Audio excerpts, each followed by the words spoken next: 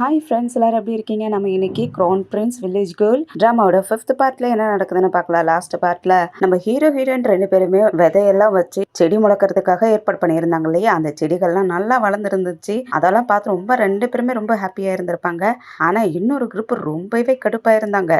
அதான் நம்ம செங்குடைய ஃபேமிலி. அவங்க அந்த தோட்டத்தை விட்டு வீட்டுக்கு போன உடனே இவங்க பின்னாடி வந்து அதெல்லாம் அழிக்கிறதுக்காக பார்க்க அந்த சமயத்துல அவங்க ட்ராப்ல மாட்டியும் அடிபட்டு இருந்திருப்பாங்க. ஆனா அதையும் மீறி அவளை எப்படியாவது நம்ம அழிச்சே ஆகணுங்கிறதுக்காக அந்த காடுகள்லாம் அழிக்க பார்த்தாங்க. ஆனா அந்த சமயத்துல ஹீரோ வந்து அதை தடுத்து தான் யாருங்கிற ஐடென்டிட்டியும் வெளிப்படுத்தி அவங்களையும் பனிஷ்மெண்ட் பண்ணி திரும்பவும் அந்த செடி எல்லாம் திரும்பவும் நட வச்சிருந்திருப்பான். அது இல்லாத அவனுடைய அசிஸ்டன்ட் கிட்ட நான் செங்க தான் மேரேஜ் பண்ணிக்க போறேன்னு சொல்ல அவன் செம்மையா ஷாக் ஆயிட்டு உங்களை கல்யாணம் பண்ணிக்கிறதுக்காக சிட்டியில உள்ள அத்தனை பொண்ணுங்களும் வெயிட் பண்ணிக்கிட்டு இருக்காங்க. ஆனா நீங்க போயிட்டு ஒரு வில்லேஜ் பொண்ணு கல்யாணம் பண்ணிக்கிறேன்னு சொல்றீங்களே அப்படின்ட்டு புலம்பி இருப்பான். ஆனா ஹீரோவும் அதை பத்திலாம் நீ கவலைப்படாத நான் பாத்துக்கிறேன்ட்டு நீ இந்த வேலையை முடிச்சிட்டு சீக்கிரமா வீட்டுக்கு வந்து சரின்ட்டு கிளம்பி இருப்பான். அதோட தானே முடிஞ்சிருந்துச்சு இந்த பாஸ் ஸ்டார்டிங்லயே. ஹீரோவும் வீட்டுக்கு வர செங்கும் அவனை பார்த்த உடனே ஓடி போயிட்டு டிராப்ல ஏதாவது மாட்டிச்சான்னு கேட்க ஹீரோ ரொம்ப பாவமா இல்ல எதுவுமே மாட்டலன்னு சொல்ல என்ன அத்தனை டிராப் செட் பண்ணிச்சு அத்தனையிலுமே ஒண்ணு கூட மாட்டலையா அப்படின்ட்டு கேட்க அவங்க ஃபேமிலியே மாட்டி இருந்திருப்பாங்க. ஆனா அதை பத்தி எல்லாம் சொல்லாம இல்ல எதுவுமே மாட்டலன்னு சொல்லிடுறான். அதுக்கப்புறம் செங் நான் உன்கிட்ட ஒரு விஷயத்த பத்தி பேசணும் அப்படின்னு சொல்ல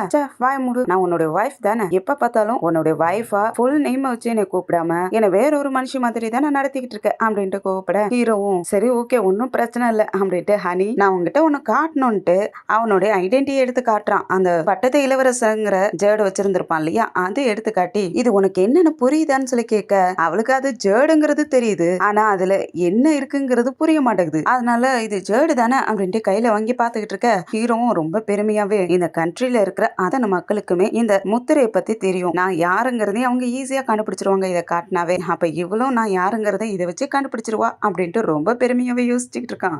ஆனா அவ இது ஒன்னும் அவ்வளவு ஒன்னும் நல்லா இல்லன்னு சொல்ல அவனுக்கு பல்ப் வாங்கின மாதிரி ஆயிடுச்சு. என்ன சொல்ற இதுல என்ன எழுதி இருக்குன்னு படிச்சு பாருன்னு சொல்ல அவளும் அதை என்னதுன்னு பாக்குறா ஒன்னும் தெரிய மாட்டேங்குது. அதனால ஹீரோவும் இளவரசன்கிற ஒரு நேம் இருக்கும் இல்லையா அதை எடுத்து காட்டுறான் இதை பாருன்ட்டு அதையும் அவளும் பாக்குறா. ரொம்பவே ஹாப்பி ஆயிட்டு எனக்கு நல்லாவே தெரியுது அப்படின்ட்டு இது எங்க இருந்து கண்டுபிடிச்ச உனக்கு எப்படி கிடைச்சிச்சு அப்படின்ட்டு சொல்லிக்கிட்டு இருக்கா அப்படின்ட்டு கேட்டுட்டு இருக்காளா. ஹீரோவுக்கு என்னடா இது வம்பா போச்சு இதை பத்தி கூட இவளுக்கு தெரியலையா அப்படின்ட்டு அவன் முழிக்க இது உனக்கு கிடைச்சிச்சா எனக்காக இது குடுக்குறியா ரொம்ப நன்றி நீ சைலண்டா வராப்பயே நான் யோசிச்சிருக்கணும் நீ இவ்வளவு பெரிய கிஃப்ட எனக்கு கொடுப்பேன்னு நான் யோசிச்சு கூட பாக்கல அப்படின்னு சொல்லிட்டு அவன் கண்ணத்துல கிஸ் பண்ணிட்டு அங்க இருந்து ஓடி போயிட ஹீரோ எதை சொல்ல வந்தானோ அவ அதை புரிஞ்சுக்கல அதை பத்தி எல்லாம் யோசிக்காம செங்க அவனுக்கு கிஸ் பண்ணதை நினைச்சு வைக்கப்பட்டுக்கிட்டு அங்க இருக்கிற மரக்கட்டைய வெட்ட ஆரம்பிச்சிடறான். அப்படியே நைட்டு நேரமும் ஆகுது. செங்கோட ஃபேமிலிக்காரங்களும் நடுக்காட்டுல நடந்துகிட்டு இருக்காங்க. அப்ப ஒரு குரூப் வந்து அவங்கள பிடிக்கிறாங்க. இவங்க 3 பேருமே செமையா பயந்து போயிடுறாங்க. இப்ப திரும்ப வந்து எதுக்காக எங்களை பிடிக்கிறீங்க நாங்க என்ன தப்பு பண்ணோம் நாங்க அமைதியா தானே போய்கிட்டு இருக்கோம் எங்களை ஏன் வந்து பிடிக்கிறீங்கன்னு சொல்லி கேட்டுட்டு இருக்க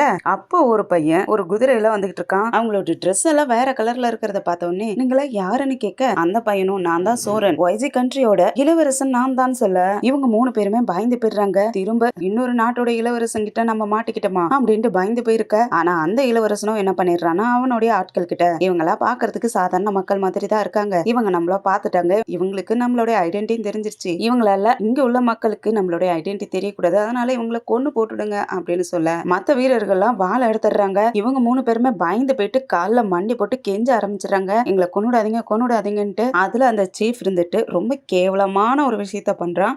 நான் உங்களுக்கு இந்த நாட்டை பிடிக்கிறதுக்காக நான் உங்களுக்கு ஹெல்ப் பண்றேன் அப்படிங்க என்ன ஹெல்ப் பண்ணுவ சொல்லுன்னு கேட்க ஆக்சுவலா நம்ம செங் இருக்கா இல்லையா அந்த இடத்த காட்டி இந்த மலையில தான் ஒரு பொண்ணும் ஒரு பையனும் இருக்காங்க. அவங்க 2 பேருமே ரொம்ப கேவலமானவங்க. அதுலயே அந்த பொண்ணு இருக்காளே அவ லஸ்ட் கலைறவ அவ கூட தான் இந்த நாட்டோட க்ரோன் பிரின்ஸ் இருக்கான். அவனும் அவள மாதிரி தான் 2 பேருமே ரொம்ப கேவலமானவங்க. நீங்க அங்க போனீங்கன்னா அவங்கள அடிச்சு கொன்னு போட்டுட்டு நீங்க இந்த நாட்டையே பிடிச்சிடலாம் அப்படின்னு சொல்லி கொடுக்க அவனும் வெள்ளத்தனமா பாத்துக்கிட்டு இருக்கான். அடுத்த நாள் காலையிலேயே ஆகுது. திரும்பவும் ஹீரோ அவனுடைய ஒர்க்க பார்க்க ஆரம்பிக்கிறான். அங்க இருக்கிற மரக்கட்டை எல்லாம் வெட்டி வெட்டி போட்டுட்டு இருக்க அப்ப அசிஸ்டன்ட் அங்க வரான். இதை பார்த்த உடனே அச்சோ இளவரசர் நீங்க என்ன பண்றீங்க இதை என்கிட்ட கொடுங்க நீங்களாம் இது செய்யக்கூடாதுன்னு பிடிங்கிக்கிறான். கோடரி பிடிங்கிக்கிட்டு நான் செய்யறேங்க சரி அப்பனா நீயே செய் அப்படிங்க நான் எப்பவுமே உங்க கூட தான் இருப்பேன் இதெல்லாம் எனக்கு பெரிய விஷயமா உங்களுக்காக நான் என்ன வேணாலும் செய்வேன் அப்படின்ட்டு இளவரசரே நீங்க கொஞ்சம் விலகி இருங்கன்னு சொல்லிட்டு கையெல்லாம் ஊதிட்டு அந்த மரக்கட்டிய கோடாரியால வெட்ட ஆனா அந்த மரக்கட்டை தள்ளி போய் கீழே விழுந்துருது. அதுல ஒரு அடி கூட படல. ஹீரோவும் அவனை ஒரு மாதிரி பார்க்க இவனும் வலிஞ்சுக்கிட்டே பார்க்க அதை என்கிட்ட கொடு செங்க்கு மட்டும் தெரிஞ்சிச்சுன்னா என்ன தேவையில்லாத திட்டுவா அப்படின்ட்டு அந்த கோடாரி வாங்கிக்க அவளுக்கு அவ்வளவு தைரியமா நீங்க இந்த நாட்டோட இளவரசர் உங்களையே அவளால மிரட்ட முடியுமா அப்படின்ட்டு அவன் கோவப்பட இந்த பூமியில பிறந்த அத்தனை பேருமே ஒரே மாதிரி தான் இதுல நான் பெரிய ஸ்டேட்டஸ் அவ சின்ன ஸ்டேட்டஸ்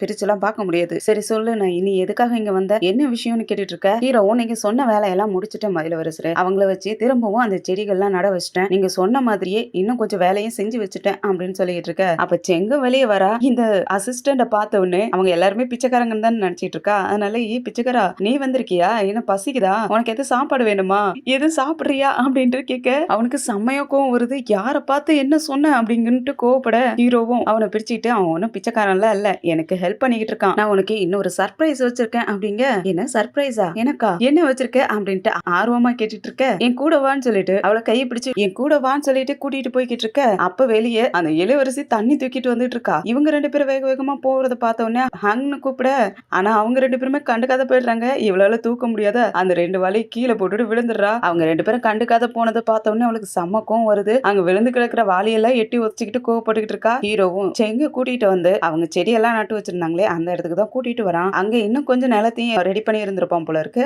அந்த இடத்துக்கு கூட்டிட்டு வந்து காட்ட, நீங்க இந்த இடத்த ரெடி பண்ணி இருக்கீங்களா அப்படின்னு கேட்க, ஆமான்னு சொல்ல, நீயேவா இதை செஞ்ச அப்படின்ட்டு இவன் ஒரு இளவரசன், இவனுக்கு கீழே ஆட்கள்லாம் இருக்காங்கிறதெல்லாம் தெரியாமலே அந்த பொண்ணு கேட்டுட்டு இருக்கா. ஹீரோவும் கொஞ்சமா நான் செஞ்சேன்னு சொல்லிட்டு இருக்கான். அதனால அவளும் ரொம்ப ஹாப்பி ஆயிட்டு, பரவாயில்லையே ஒன்னு என்னுடைய ஹஸ்பண்டா சூஸ் பண்ணதுல கூட வீண் போகல அப்படின்ட்டு அவன் பின்னாடி அடிக்க அவன் ஷாக்காக ரொம்ப சூப்பரா செஞ்சிருக்க அப்படின்னு சொல்லிட்டு பாராட்டிக்கிட்டு இருக்கா. அவனுக்கு ஆல்ரெடி செங் கிஸ் பண்ணிருப்பா இல்லையா, இதுதான் உனக்கு ரிவார்டுன்னு சொல்லி அதை நினைச்சு பார்த்துட்டு இப்பயும் கிஸ் பண்ணுவான்னு நினைச்சிட்டு அவனோட கணத்தை பக்கத்துல கொண்டு போயிட்டு அப்பனா அப்படின்ட்டு இழுக்க அவளும் கிஸ் பண்ற மாதிரி பக்கத்துல வந்துட்டு அப்பனா நம்ம வீட்டுக்கு போலாமா அப்படின்னு கேட்க ஹீரோக்கு செம்ம ஏமாற்றமா போயிடுது. அதனால கோவப்பட்டு கிளம்பிடுறான். உனக்கு என்னாச்சு, ஏன் இப்ப கோவப்பட்டு போன அப்படின்ட்டு கேக்குறா. ஆனா கண்டுக்காம போயிடுறானா. அதனால இவன் எப்ப ஹாப்பியா இருக்கான் எப்ப சேடா இருக்கான்னு ஒண்ணுமே புரிஞ்சுக்க முடிய மாட்டேங்குது.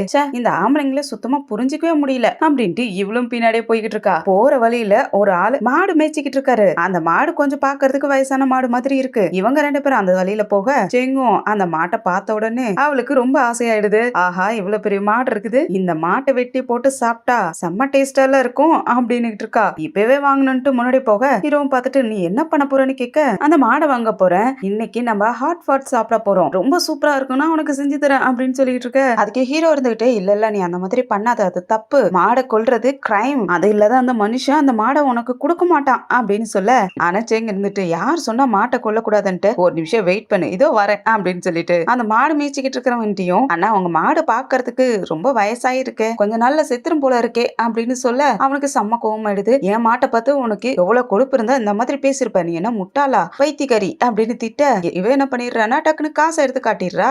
காசை பார்த்த உடனே அவனுக்கு ரொம்ப ஆசையா போயிடுது. ஆமா ஆமா என் மாடு ரொம்ப வயசாயிடுச்சு, எப்ப வேணாலும் செத்துரும் அப்படின்னு சொல்லிட்டு இருக்க. அண்ணா நல்லா புரிஞ்சுக்கிட்டீங்க, எனக்கு இந்த மாட்டு கறி வேணும், அதனால இதை வெட்டி கறியாக்கி எல்லாத்தையும் என்கிட்ட கொண்டு வந்து கொடுத்துருங்க அப்படின்னு சொல்ல அவனும் அந்த பணத்தை வாங்கிட்டு கண்டிப்பா கொண்டு வந்துடுறேன்ட்டு அந்த மாட்டை எழுத்திட்டு போயிடுறான். ஹீரோவும் பக்கத்துலயே தான் நின்னுகிட்டு இருக்கான். அவங்கிட்டயும் யாரு சொன்ன இந்த மாதிரி எல்லாம் பண்ணக்கூடாதுன்ட்டு, பணம் இருந்தா எல்லாமே நடக்கும் அப்படின்னு சொல்ல அவனுக்கு ஆச்சரியமா இருக்கு.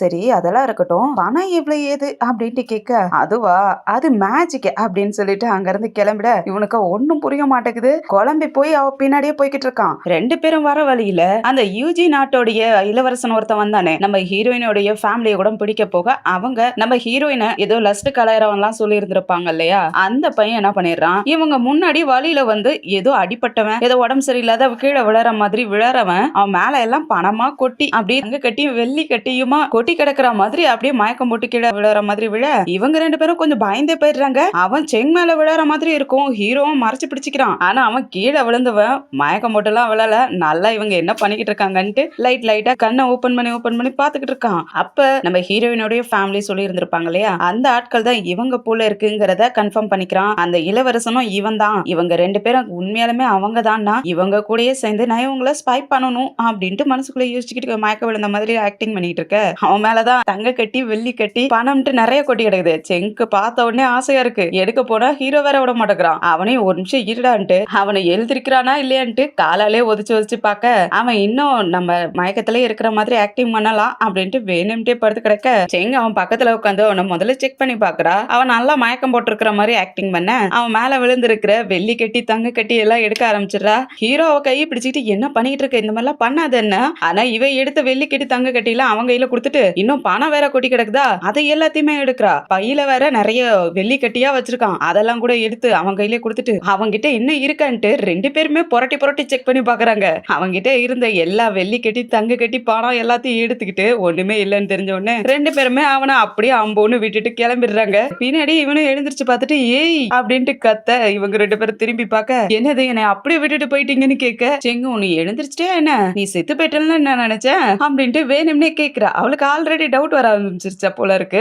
இவன் அப்படியே ஆக்டிங் பண்ண ஆரம்பிச்சிடான். அப்படியே வயிறு வலிக்கிற மாதிரி ஆக்டிங் பண்ணிட்டு எனக்கு ஹெல்ப் பண்ணுங்க, நான் ஒரு பெரிய பணக்காரன், நான் இந்த நாட்டோடைய பார்டர்ல தான் இருக்கேன், அங்க பெரிய சண்டை நடந்துட்டு இருக்கு, அங்க இருந்து தப்பிச்சு ஓடி வந்துட்டேன், எனக்கு ஹெல்ப் பண்ணுங்களேன்னு சொல்லி கேட்டா உன்னை பார்த்தா எங்க நாட்டு பார்டர்ல இருக்கிற மாதிரி ஒண்ணும் தெரியலையே, ஏதோ எனிமி நாட்டுல இருந்து இங்க வந்தவன் மாதிரில இருக்க, உன்னை எப்படி நம்புறதுன்னு கேட்க நீங்க என்னை தப்பா புரிஞ்சுக்காதீங்க, உண்மையாலுமே நான் பார்டர்ல இருந்து தான் வரேன், என்னுடைய அப்பா தான் இங்க இருந்து தப்பிச்சு ஓடி போயிடுன்னு சொல்லி என்னை அனுப்பி விட்டுட்டாரு, அங்க ரொம்ப மோசமா வார் போய்கிட்டு இருக்குது, என்னுடைய ஃபேமிலியே அங்க மாட்டிக்கிட்டாங்க, நான் மட்டும் தான் இங்க தப்பிச்சு ஓடி வந்துட்டேன், ப்ளீஸ் என்னை காப்பாத்துங்களேன், எனக்கு ஹெல்ப் பண்ணுங்க, நான் உங்களுக்கு என்ன வேணாலும் செய்யறேன் அப்படின்னு சொல்ல இதை கேட்ட உடனே தான் செங் அவளுடைய டோனே மாறி போயிடும் இல்லையா. இந்த வார்த்தையை இன்னொரு ஆள் கிட்ட இருந்து கேட்கவும் அவளோட தோரணைய மாத்திக்கிட்டு உண்மையதான் சொல்றியா அப்படின்ட்டு கேட்க அவனும் கொஞ்சம் பயத்தோடய ஆமான்னு சொல்ல அப்பன்னா கத்தி கதறக்கூடாது அப்படின்னு சொல்ல அவனுக்கு ரொம்ப பயமா இருக்குது. ஏற்கனவே செங்குடைய ஃபேமிலி சொல்லி இருந்திருப்பாங்க இவ லஸ்ட் கலர் வந்துட்டு அதுலயே கொஞ்சம் அவனுக்கு பயம் வந்திருக்கும். இவ இப்படி கேட்கவும் இன்னும் கொஞ்சம் பயந்துடுறான். ஆனா இருந்தாலும் ஓகேன்னு சொல்ல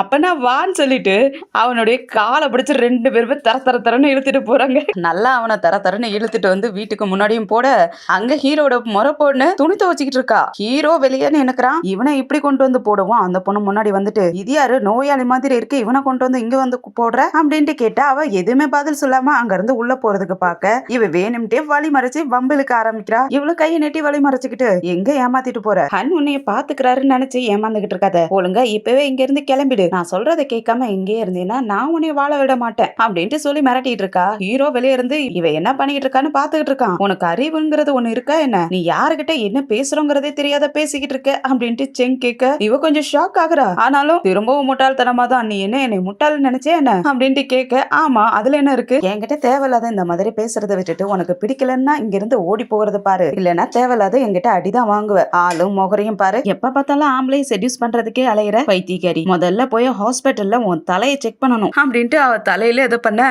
அவளுக்கு கோவம் ஆயிடுது. நீ திக்கிக்கிட்டே இருக்க என்ன நீ எப்ப பாரு வாயடிச்சுக்கிட்டு என்கிட்ட சண்டை போடுறதுதான் உனக்கு வேலையா, அதை தவிர உனக்கு வேற எதுவுமே தெரியாதா, நீ எதுக்குமே உதவி இல்லாதவ, ஜஸ்ட் யூஸ்லெஸ் அப்படின்ட்டு இவ திட்டிட்டு இருக்க. அவளுக்கு செம்ம கோவம் வருது. நான் யாருன்னு தெரியாத என்கிட்டயே இவ்வளவு கேவலமா பேசிக்கிட்டு இருக்கா, நான் உன்னை சும்மா விட மாட்டேன் ஆச்சா போச்சுன்ட்டு அவ கத்த ஆரம்பிக்க முதல்ல உன் தலையும் ஆளும் உன் மூஞ்ச பாரு எவ்வளவு கேவலமா இருக்கிறேன்ட்டு, உனக்கு மேனர்ஸ்னு ஒண்ணு இருக்கா அப்படின்ட்டு கேட்க நீ என்னையே ஓவரா பேசிக்கிட்டு இருக்கா, உன்னைய இதுக்கு மேல நான் உங்ககிட்ட பொறுத்துக்கிட்டு இருக்க மாட்டேன்ட்டு அவளை அடிக்கிறதுக்காக போக கையை பிடிச்சுக்கிறா. வெளியே இருந்து இங்க நடக்கிறது எல்லாத்தையுமே அமைதியா ஹீரோ பாத்துக்கிட்டு இருக்கான். இவ அடிக்க போன கையை செங் பிடிச்சிருந்தா இல்லையா, அவளால கையவே எடுக்க முடியல. எடுத்து பாக்குற கை டைட்டா பிடிச்சிருக்கா. ஹீரோவாலேயே எடுக்க முடியல. அவனே இவகிட்ட தோத்துதான் போறான். இவ குட்டியோன்றதுக்கிட்ட அவகிட்ட சண்டைக்கு போக அவ கையை பிடிச்சுக்கிட்டு விட முடியாத டைட்டா பிடிச்சிட்டு இருக்க. நீ என் கையை பிடிச்சிட்டியா, நீ என்கிட்டயே சண்டை போட்டல, நான் யாருன்னு தெரியுமா, நான் மினிஸ்டரோட பொண்ணுடி, எங்க அப்பாவுக்கு மட்டும் தெரிஞ்சிச்சு உன்னை வெட்டி கொன்னே போட்டுருவாருன்னு சொல்லி மிரட்டிட்டு இருக்கா. செங்கும் அவ கையை விட்டுட ஓ பயந்துட்டல்ல, ஒழுங்கா என்கிட்ட மன்னிப்பு கேளு அப்படின்ட்டு திரும்பியும் திமிரா பேச அவ ஓங்கி பலார்னு கணத்துல அரைஞ்சிடறா. அவ இன்னமும் கோவம் ஆயிட்டு நான் பிரின்சஸ் என்னையே அடிக்கிறியா அப்படிங்க இன்னொரு கணத்துல இன்னொரு அரை, உனக்குலாம் என்ன குவாலிட்டி இருக்குன்ட்டு உன்னையெல்லாம் பிரின்சஸ்னு மக்கள் தேர்ந்தெடுத்தாங்கன்னு தெரியல அப்படின்ட்டு அவளை தள்ளிவிட அவளுடைய வேலைக்கார பொண்ணு ஓடி வந்துடுறா. அந்த பிரின்சஸையும் தாங்கி பிடிச்சிட்டு நீ எப்படி என்னுடைய இளவரசிய நீ அடிக்கலாம் அப்படின்ட்டு அவகிட்ட சண்டைக்கு போக செங்க அவ சட்டையை பிடிச்சி அப்படியே தூக்கி வீச அப்படியே பறந்து போயிடுறா. எங்க அந்த மலையை விட்டு எங்க போய் விழுந்தானே தெரியல. ஹீரோ ஷாக் ஆக அந்த இளவரசியும் ஷாக் ஆயிட்டு வாயெல்லாம் மூடிட்டு பாத்துக்கிட்டு இருக்கா. இந்த இளவரசி ஐயோ என்னுடைய வேலைக்கார பொண்ணு எங்க போனான்னு தெரியலையே அப்படின்ட்டு பயந்து போயிட்டு நான் உன்னை சும்மா விட மாட்டேன், என் அப்பா கிட்ட சொல்லுவான், உன்னைய கொல்றனா இல்லையான்னு பாருன்ட்டு கத்திக்கிட்டு இருக்க. ஓ நான் ரொம்ப பயந்துட்டேன், போய் முடிஞ்சா உங்க அப்பா கிட்ட சொல்லிக்க, எனக்கு எந்த பயமும் இல்ல அப்படின்னு மிரட்டி விட்டுட்டு போயிட. ஹீரோ இதெல்லாம் ஷாக் ஆகி பாத்துக்கிட்டு இருக்கான். இவள வெறி பிடிச்ச மாதிரி கத்திக்கிட்டு இருக்கா. கண்டிப்பா நான் உன்னை வந்து தேடி கண்டுபிடிப்பேன்னு சொல்லிட்டு வேகமா அவளுடைய வேலைக்கார பொண்ணை தேடுறதுக்காக ஓடி போக ஹீரோவும் அங்க வெளியே தான் நிக்கிறான், கொஞ்சம் ஹெல்ப் பண்ணலாம், ஆனா இவளுக்கு தெரியக்கூடாதுங்கிறதுக்காகவே மறைஞ்சிக்கிறான். அதோட இந்த பார்ட் முடியுது. அடுத்த பார்ட்ல என்ன நடக்குதுன்னு வெயிட் பண்ணி பார்க்கலாம். இந்த வீடியோ பிடிச்சிருந்துச்சுன்னா லைக் பண்ணுங்க, உங்க ஃப்ரெண்ட்ஸ் அண்ட் ஃபேமிலிக்கு ஷேர் பண்ணுங்க, அப்படியே நம்ம சேனலை சப்ஸ்கிரைப் பண்ணி பெல் ஐக்கனை கிளிக் பண்ணி வச்சுக்கோங்க. அடுத்தடுத்த எபிசோட் நோட்டிபிகேஷனுக்காக அடுத்த பார்ட்ல சந்திக்கிற வரைக்கும் பாய் அண்ட் தேங்க்யூ.